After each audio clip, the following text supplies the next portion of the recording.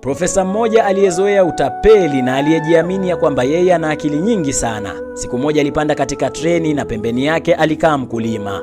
Basi baada ya muda profesa akamwambia mkulima yule maskini, "Bwana samahani, naomba tucheze mchezo. Nitakuuliza swali, ukishindwa kujibu utanipa shilingi 10,000.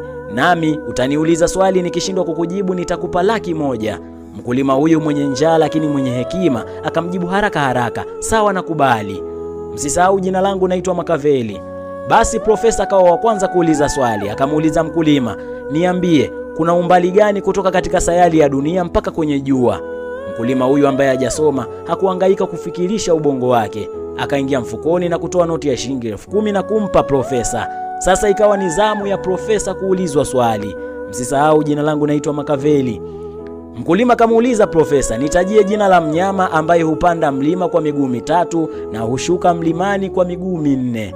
Profesa alifikiri sana, pamoja na elimu yake hakumjua mnyama huyo. Akaingia mfukoni na kutoa 100,000 kumkabidhi mkulima.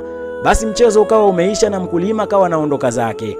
Profesa akamwambia, "Samahani, naomba unitajie basi jina la mnyama huyo. Ni nani ambaye hupanda mlima kwa miguu mitatu na hushuka kwa miguu minne?" Mkulima kageuka bila kupoteza muda, akatoa noti ya shilingi 10,000 na kumkabidhi profesa.